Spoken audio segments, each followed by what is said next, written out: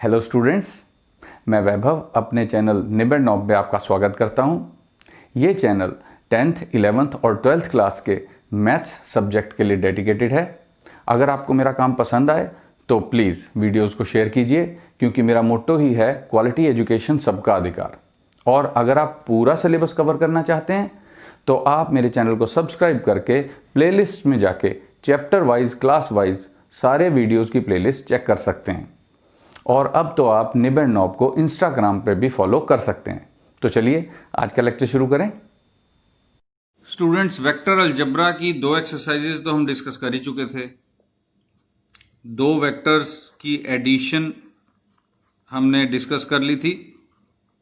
उनकी सब्ट्रैक्शन कैसे करते हैं ये हमने main basic concept addition of vectors and subtraction ये हमने डिस्कस कर लिया था और 10.2 एक्सरसाइज भी कंप्लीट कर ली थी। अब हम करेंगे कि अगर हमने दो वेक्टर्स ए और वेक्टर बी को आपस में मल्टीप्लाई करना हो तो कैसे मल्टीप्लाई किया जाता है। अब क्योंकि वेक्टर में एक वेक्टर जो होता है उसमें दो क्वांटिटीज छुपी हुई होती हैं, एक मैग्नीट्यूड और एक डायरेक्शन।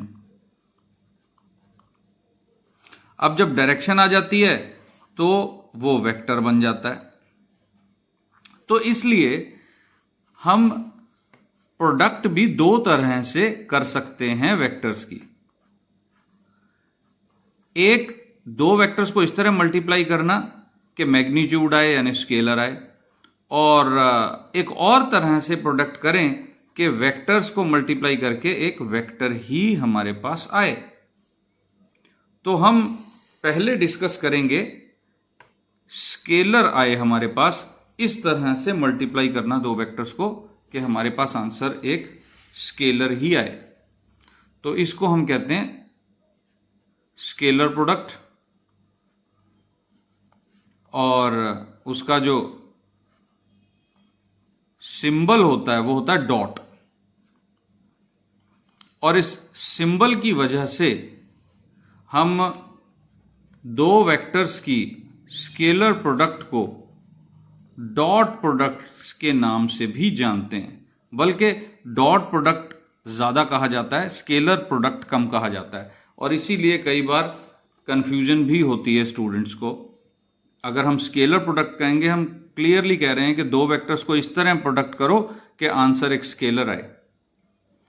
अगर हम डॉट प्रोडक्ट कह रहे हैं तो उसमें डॉट तो एक सिंबल है, लेकिन आंसर स्केलर आएगा कि नहीं ये हमें अगर पता होगा तभी हम जान सकते हैं। अगर पता नहीं है तो हमें कोई आइडिया भी नहीं लगेगा। तो इसलिए ये याद रखना जरूरी है कि डॉट प्रोडक्ट ही स्केलर प्रोडक्ट है।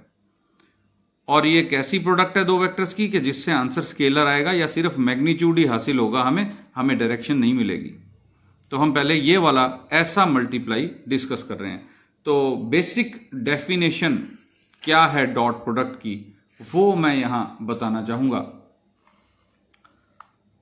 Vector A dot product with vector B जो होता है वो होता है, कैसे डिफाइन होता है, ए का मैग्नीट्यूड बी का मैग्नीट्यूड इनटू कॉस थीटा, जहां पर थीटा क्या है, थीटा है एंगल बिटवीन द वेक्टर्स। दो ए और बी वेक्टर्स के बीच में एंगल अगर थीटा है तो magnitude of A multiplied by magnitude of B into cos of theta, ये डॉट प्रोडक्ट डिफाइन किया गया है। ये डॉट प्रोडक्ट की डेफिनेशन है और ये एक तरह से फॉर्मूला है और तुमने इसको याद करना है। बहुत ही इंपॉर्टेंट फॉर्मूला है ये, क्योंकि आगे 3D में भी काम आएगा ये। और ये फॉर्मूला तब काम आता है जब दो वेक्टर्स के बीच के एंगल की बात होती है, तब ये फॉर्मूला ही यूज होता है। तो अब हम इस फॉर्मूले में जो पर्टिकुलर केसेस बन रहे हैं उसको एक बार डिस्कस कर लें। मान लो हमारे पास दो वेक्टर्स हैं लेकिन वो आपस में परपेंडिकुलर हैं, तो थीटा कितना हो जाएगा, 90 डिग्री। तो ए डॉट बी कितना हो जाएगा, ए डॉट बी हो जाएगा ए का मैग्नीट्यूड बी का मैग्नीट्यूड cos 90 डिग्री। अब तुम सब जानते हो कि cos 90 डिग्री जीरो होता है, तो ये सारा डॉट प्रोडक्ट जीरो हो जाएगा। तो ये याद रखना जरूरी है कि when A and B are perpendicular vectors then dot product between them is equal to zero. ये याद रखना बहुत ज्यादा जरूरी है। और इसका वाइस वर्सा भी ट्रू है कि if A not equal to zero vector and B vector not equal to zero vector and A dot B vector is equal to zero, then we get A is perpendicular to B. अगर A vector और B vector में दोनों ही non zero vector हैं और हम ये भी जानते हैं कि ए डॉट बी जीरो है, तो वो दोनों परपेंडिकुलर होंगे, ये भी हमें पता होना चाहिए। ये वाइस वर्सा भी ट्रू है, लेकिन ये मानते हुए कि ये जीरो वेक्टर ना हो, क्योंकि देखो ऑब्वियसली अगर ए और बी में से कोई एक जीरो वेक्टर हो जाएगा तो यहां जीरो आ जाएगा, तो ये फिर भी cos 90 ना भी हो तब भी ये प्रोडक्ट डॉट प्रोडक्ट जीरो हो जाएगा। तो इस रिजल्ट का कन्वर्स ये तभी ट्रू होता है जब हम ये भी जानते हो, अदरवाइज तो always dot product zero vector के साथ जीरो ही होता है। तो अगर नॉन जीरो वेक्टर्स हैं और डॉट प्रोडक्ट जीरो है, इसका मतलब वो वेक्टर्स परपेंडिकुलर हैं। अच्छा, मान लो अगर एक वेक्टर का उसी के साथ डॉट प्रोडक्ट किया जाए। देखो ए वेक्टर का ए वेक्टर के साथ एंगल कितना होगा? 0 डिग्री। वेक्टर ए वेक्टर ये है, तो जब मैं दोबारा ए वेक्टर बनाऊंगा तो इसी के ऊपर ऐसे ही बनाऊंगा ना, तो बीच में 0 डिग्री आ गया। तो ए डॉट ए कितना हो जाएगा? ए वेक्टर का मैग्नीट्यूड, ए वेक्टर का magnitude into cos 0 degree. Cos 0 1 होता है, तो ये आ गया ए मैग्नीट्यूड का स्क्वायर। यानी वेक्टर का अपने ही साथ डॉट प्रोडक्ट करेंगे तो उसके मैग्नीट्यूड का स्क्वायर आएगा। अब हम बात करते हैं हमारे बेसिक यूनिट वेक्टर्स की, आई, जे और के की। अब अगर आई डॉट आई करेंगे तो इसी हिसाब से, क्योंकि ये यूनिट वेक्टर है, 1 आएगा। इसी तरह जे डॉट जे करेंगे तो 1 आएगा और के डॉट के करेंगे तो 1 आएगा। क्यों? क्योंकि कॉस 0 आएगा और ये यूनिट वेक्टर है, इसका मैग्नीट्यूड 1 है, तो 1 का स्क्वायर भी 1 होगा। एक बात। दूसरी बात, आई डॉट जे कितना आएगा? 0। क्यों? क्योंकि आई और जे आपस में, ये तीनों ही आपस में परपेंडिकुलर हैं, हम जानते हैं।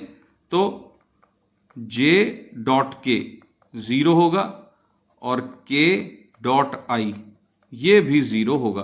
तो ये तुमने याद रखना है कि आई जे के का अपने ही साथ डॉट प्रोडक्ट 1 होता है, लेकिन एक दूसरे के साथ डॉट प्रोडक्ट 0 होता है, क्योंकि आई जे के तीनों क्या हैं? तीनों एक दूसरे से म्यूचुअली परपेंडिकुलर वेक्टर्स हैं। तो यहां तक तो समझ में आ गया।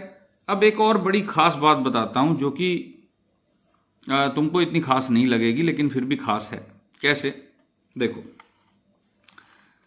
ये अब डेफिनेशन तुम देख रहे हो, मैं चलो दोबारा लिखता हूं। A dot B is equal to vector A magnitude, vector B magnitude और कॉस थीटा। अब इसी को मैं अगर ऐसे लिख दूं, वेक्टर बी का मैग्नीट्यूड पहले लिख दूं, ए का बाद में लिख दूं, तो ये बी डॉट ए हो जाएगा। अब क्योंकि मैं इनको आपस में इंटरचेंज कर सकता हूं, क्योंकि ये तो रियल नंबर्स हैं और रियल नंबर्स को अगर अलट पलट के भी मल्टीप्लाई कर दो तो आंसर 1 आता है। तो इसलिए हमें यहां से क्या मिला कि ए डॉट बी और बी डॉट ए ये दोनों बराबर होते हैं। और ये जो मैंने कहा ना अलट पलट के, इसको कहते हैं कम्यूटेटिविटी। इस प्रॉपर्टी का नाम है कम्यूटेटिविटी, जो कि हमें प्लस में दिखाई देती है, मल्टीप्लाई में दिखाई देती है, लेकिन माइनस में दिखाई नहीं देती, ना ही डिवाइड में दिखाई देती है। कैसे? जैसे 2 + 3 is equal to 3 + 2, but 2 - 3 is not equal to 3 - 2।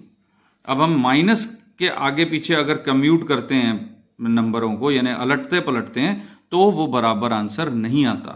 तो माइनस और डिवाइड कम्यूटेटिव नहीं होते, प्लस और मल्टीप्लाई आपस में कम्यूटेटिव होता है अगर हम रियल नंबर्स की बात करें तो इसी तरह वेक्टर्स में जो डॉट प्रोडक्ट है वो कम्यूटेटिव होती है। ए डॉट बी और बी डॉट ए दोनों ही बराबर होते हैं। तो यहां मेरा पेज खत्म हो रहा है, मैं पेज पलटता हूं और फिर इस बात को हम आगे बढ़ाते हैं। अब हम बात करेंगे कि दो वेक्टर्स इस तरह से हैं, मान लो vector A is equal to a1i plus a2j plus a3k और वेक्टर बी है b1i plus b2j plus b3k। तो अगर हम वेक्टर a डॉट बी करें इस फॉर्म में तो क्या आंसर आएगा? मतलब ये कि दो वेक्टर्स अगर इस फॉर्म में दिए हुए हैं तो डॉट प्रोडक्ट करने का फॉर्मूला क्या है ये हम बनाने जा रहे हैं। तो मैं ऐसा करता हूं, इसको ऐसे ही लिख लेता हूं। ये मैंने ए वेक्टर लिख लिया, डॉट प्रोडक्ट विद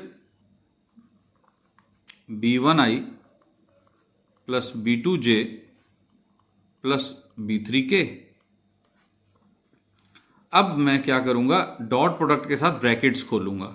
लेकिन एक बात ध्यान रखना, ब्रैकेट्स खोल रहे हैं, मल्टीप्लाई हो रहे हैं, तो ये जो स्केलर्स हैं a1 a2 a3 b1 b2 b3 ये तो आपस में उसी तरह मल्टीप्लाई होंगे जैसे कि हम पहले से जानते हैं मल्टीप्लाई किस तरह से होना है।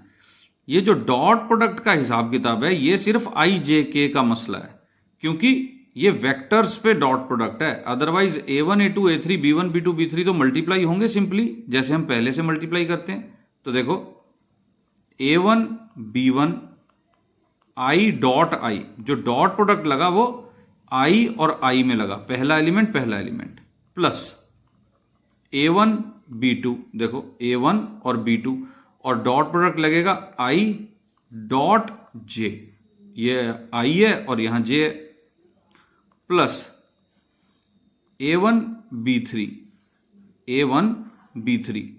तो i डॉट k। तो डॉट प्रोडक्ट सिर्फ i j k के बीच में है, इनकी आपस में कोई लड़ाई नहीं है इस तरह की डॉट प्रोडक्ट की। जो a1 a2 a3 और b1 b2 b3 में वो तो मल्टीप्लाई हो रहे हैं नॉर्मली, प्लस क्योंकि अब यहां पे 3 एलिमेंट्स हैं, यहां पे 3 एलिमेंट्स हैं, तो ब्रैकेट खोलेंगे तो 9 एलिमेंट्स बनने हैं। तो अब a2 b1 j dot i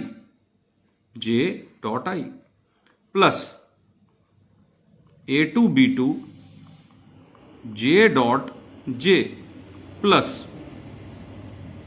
a2 b3 j dot k। ये मैंने a2 j के साथ डॉट प्रोडक्ट कर दिया इन तीनों का। अब a3 k के साथ तीनों का डॉट प्रोडक्ट करूंगा, plus a3 b1 k dot i plus a3 b2 k dot j plus a3 b3 k dot k। तो ये ब्रैकेट हमने खोल दिए हैं, सिंपल ब्रैकेट खोले हैं जैसे नॉर्मली हम मल्टीप्लाई करते हैं दो ब्रैकेट्स को, और कुछ डिफरेंट नहीं किया मैंने। बस i j k के बीच में डॉट प्रोडक्ट आएगी क्योंकि डॉट प्रोडक्ट वेक्टर्स का मसला है, स्केलर्स का नहीं। तो अब अगर हम देखें तो हम एक बात जानते हैं, i डॉट j ये 0 होता है, j डॉट k ये 0 होता है और k डॉट i ये भी 0 होता है। तो क्योंकि डॉट प्रोडक्ट आपस में कम्यूटेटिव है तो i डॉट k भी 0 होगा, k डॉट j भी 0 होगा और j डॉट i भी 0 होगा। एक बात तो ये, तो इसका मतलब देखो ये 0 होगा, ये खत्म हो गई टर्म, ये टर्म खत्म हो गई, i dot j i dot k। उसके बाद ये टर्म खत्म हो गई j डॉट i, फिर ये टर्म खत्म हो गई j डॉट k, क्योंकि यहां तो i डॉट i और j डॉट j ये नहीं खत्म होगी, फिर ये टर्म खत्म हो गई और ये टर्म खत्म हो गई, यानी कि ये 3 टर्म्स रह गई सिर्फ। और साथ ही i dot I, j dot J और k डॉट के तीनों ही 1 के बराबर होते हैं, हमने देखा था अभी। तो यहां पे 1 आ जाएगा, यहां पे 1 आ जाएगा और यहां पे 1 आ जाएगा। तो बेसिकली a डॉट b क्या बचेगा, a1 b1 plus a2 b2 plus a3 b3, a1 b1, a2 b2 और a3 b3, ये सारे तो जीरो हो गए जो बाकी थे। तो ये है फॉर्मूला डॉट प्रोडक्ट का। अगर हम दो वेक्टर्स इस तरह से लेके और इनका डॉट प्रोडक्ट करना चाहें, तो कई बार हम सिर्फ इतना याद रख पाते हैं कि i वाला i के साथ मल्टीप्लाई, j वाला j के साथ मल्टीप्लाई, k वाला k के साथ मल्टीप्लाई करो और प्लस कर दो। लेकिन हम कई बार स्टूडेंट्स इसको सिर्फ इतना ही मल्टीप्लाई मानते हैं और कहते हैं कि डॉट प्रोडक्ट तो ऐसे ही होगा, कोई अलग बात मान लेते हैं, जबकि ऐसा है नहीं। ये मल्टीप्लाई भी डॉट प्रोडक्ट का आम मल्टीप्लाई की तरह ही ब्रैकेट खुला, लेकिन क्योंकि ये जो 6 टर्म्स थी, 9 में से 6 टर्म्स तो जीरो हो गई, तो इनको लिखने का बार बार क्या फायदा। हमने सिंपली जो शॉर्टकट में फॉर्मूला था वो नोट कर लिया और हम सिर्फ ऐसे ही नोट करेंगे इसको। जैसे मैं एग्जांपल लेते हैं, मैं एग्जांपल लेता हूं। ए वेक्टर है 2i plus 3j minus k और वेक्टर बी है 5i minus 4j plus 2k।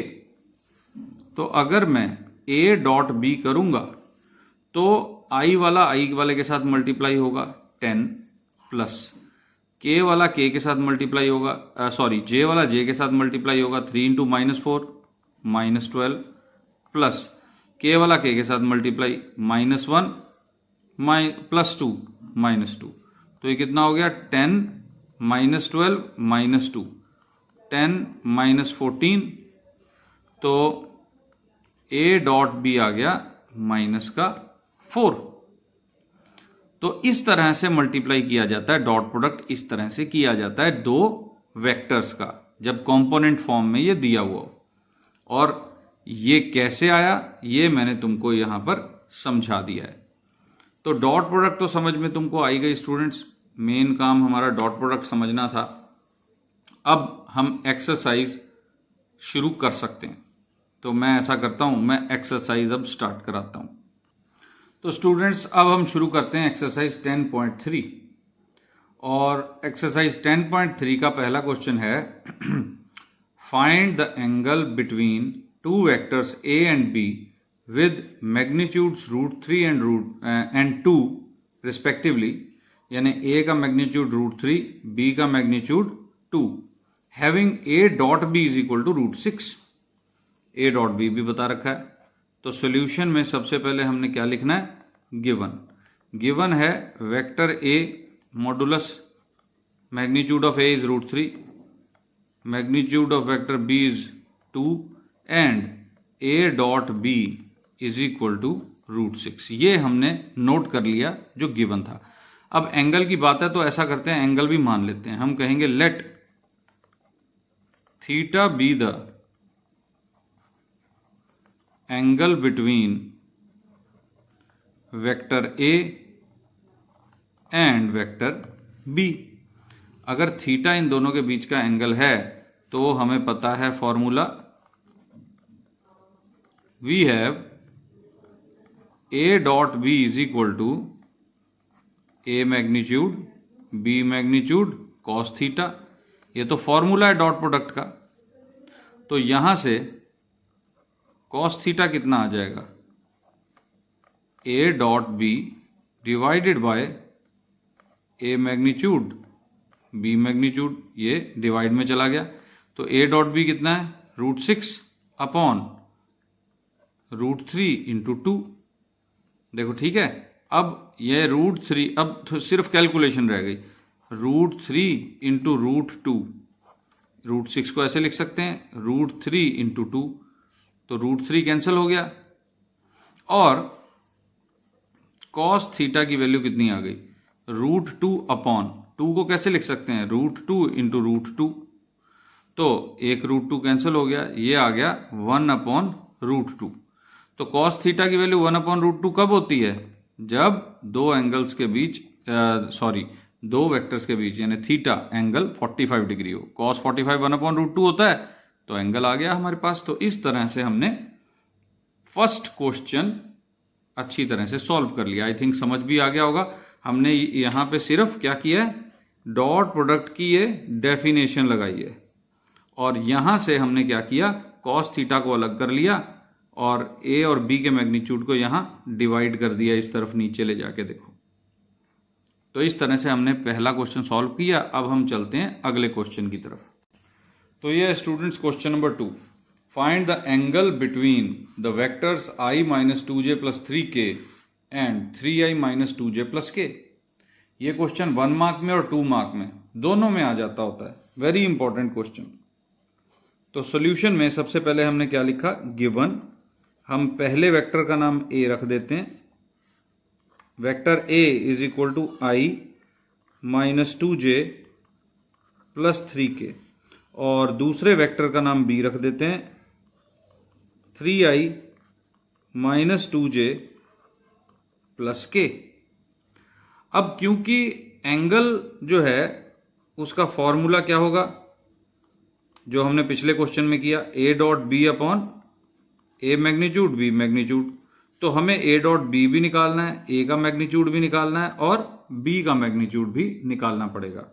तो हम सबसे पहले क्या करेंगे, a magnitude is equal to √1 + 4 + 9, 1 + 4 + 9, तो ये कितना हो गया, √14। उसके बाद वेक्टर b का मैग्नीट्यूड कितना आएगा, देखो 9 + 4 + 1, ये भी आ गया √14। और lastly a dot b, a dot b करेंगे। देखो a डॉट b कैसे आएगा, i वाला i के साथ मल्टीप्लाई प्लस j वाला j के साथ मल्टीप्लाई 4 प्लस k वाला k के साथ मल्टीप्लाई 3। तो ये कितना हो गया, 3 + 4 7, 7 + 3 10। तो अब एंगल की बात है, फाइंड द एंगल। तो मैंने लिखा let theta be the angle between A and B, we get, देखो cos theta is equal to vector a dot product with b upon a magnitude b magnitude. अब इसमें values put कर दो, 10 upon √14, √14 ये आ गया 10 अपॉन 14। तो ये cancel होगा तो आ जाएगा 5/7, कैंसिल हो गया 2 से। थीटा कैसे आएगा, theta is equal to cos inverse 5/7। तो इस तरह से हमारा आंसर आ गया क्वेश्चन नंबर 2 का। अब हम आते हैं क्वेश्चन नंबर 3 पर। तो ये है स्टूडेंट्स हमारा question number 3, find projection of vector a - j on vector a + j, i + j and i - j, sorry a और j नहीं, i और j। Find the projection of vector i - j on i + j। तो ये भी एक formula है। देखो मैं यहां पे फॉर्मूला लिख रहा हूं, ये क्वेश्चन के सॉल्यूशन का पार्ट नहीं है। अगर हमने प्रोजेक्शन निकालनी है a वेक्टर की ऑन b, ये याद रखना, तो उसका फॉर्मूला क्या होता है, दोनों का डॉट प्रोडक्ट अपॉन b का मैग्नीट्यूड। बेसिकली ये होता है a dot unit vector b। देखो b upon b magnitude unit vector बन रहा है ना, ये होता है। तो उसको हम इस तरह से लिख देते होते हैं, इस तरह से a ऑन b है तो b नीचे आएगा, जिस पर प्रोजेक्शन है। ये कैसे है, जैसे ये a वेक्टर है और इस तरह से वेक्टर b जा रहा है, तो a की प्रोजेक्शन b पर, यानी कि इतना, ये, तो ये एंगल थीटा है बीच में, तो ये वेक्टर कैसे आएगा, ये इस तरह से आ जाता होता है। तो बहुत आसान है, देखो फॉर्मूला तो मैंने बता ही दिया तुमको। अब सॉल्यूशन स्टार्ट करते हैं। गिवन पहले वेक्टर को हमने a लिख लिया i माइनस जे, दूसरे वेक्टर को b लिख लिया i प्लस जे। अब क्योंकि डॉट प्रोडक्ट करना है तो हम डॉट प्रोडक्ट पता कर लेते हैं। a dot b is equal to, देखो i वाला i के साथ मल्टीप्लाई 1 प्लस j वाला j के साथ मल्टीप्लाई -1 इंटू 1 -1, तो ये तो 0 आ गया। अब जब i डॉट j जब a डॉट b 0 है तो b मैग्नीट्यूड जितना मर्जी हो, 0 अपॉन समथिंग इज 0, तो तुमने कहना है therefore projection of a on b is equal to 0। ये स्केलर प्रोजेक्शन का फॉर्मूला है, मतलब लेंथ आएगी ही नहीं। दो परपेंडिकुलर वेक्टर्स बन गए ना स्टूडेंट्स, ये i प्लस जे हो गया और ये i माइनस जे हो गया। डॉट प्रोडक्ट जब 0 है तो ये परपेंडिकुलर वेक्टर है। तो देखो अब यहां से अगर लाइट पड़ेगी बिल्कुल परपेंडिकुलर लाइन पर तो यहां डॉट ही बनेगा, लेंथ तो बनेगी ही नहीं वेक्टर की, तो 0 वेक्टर बन गया। तो यही चीज यहां पर शो हो रही है। तो अब मैं कराता हूं तुमको अगला क्वेश्चन, क्वेश्चन नंबर 4। तो ये है स्टूडेंट्स हमारा question number 4। Find the projection of this vector on this vector. तो बिल्कुल उसी तरह स्टार्ट किया हमने। पहले वेक्टर को a कह दिया i plus 3j plus 7k, और दूसरे वेक्टर को b कह दिया 7i minus j plus 8k। अब क्योंकि फॉर्मूले में डॉट प्रोडक्ट भी है तो a dot b find out कर ली। देखो 1 इंटू 7 7, 3 इंटू -1 -3, 7 इंटू 8 56। तो ये कितना हो गया, देखो 7 minus 3 4, 4 plus 56 60। And vector b का मैग्नीट्यूड, क्योंकि ऑन दिस वेक्टर है तो b वेक्टर 49 प्लस 1 प्लस 64 का अंडर रूट। तो ये कितना आ जाएगा, देखो 49 प्लस 1 50, 50 और 60 110 और 4 ऊपर है तो 114 का स्क्वायर रूट। तो अब तुम कहोगे therefore projection of a on b is equal to, पहले फॉर्मूला लिखना है, a dot b divided by magnitude of b means 60 upon 114 square root. और इस तरह हमारा क्वेश्चन सॉल्व हो गया। तो स्टूडेंट्स मैंने आज तुम्हें ये शुरू करवा दिया है 10.3 एक्सरसाइज। अगर तुम्हें ये वीडियो पसंद आए तो प्लीज़ लाइक और शेयर ज़रूर कर देना। शेयर किस लिए, क्वालिटी एजुकेशन सबका अधिकार।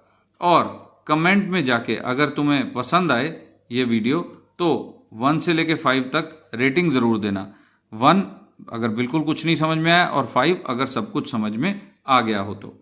बाकी प्लेलिस्ट में जाके सब्सक्राइब करके मेरे चैनल को अगर तुम मेरी प्लेलिस्ट देखोगे तो वहाँ पे जाके तुम सारे वीडियोस की चैप्टर वाइज प्लेलिस्ट देख सकते हो, जिससे कि तुम सारा सिलेबस कवर कर सकते हो और ट्यूशन से मुक्त रह सकते हो। ट्यूशन के लिए तुम्हें अपने पैसे और टाइम दोनों लगाने की बिल्कुल ज़रूरत नहीं पड़ेगी। तो स्टूडेंट्स आज का वीडियो यहीं तक। इसकी प्रैक्टिस करो, डॉट प्रोडक्ट को समझो। Best of luck. अब हम मिलेंगे अगले वीडियो में। Thank you for watching.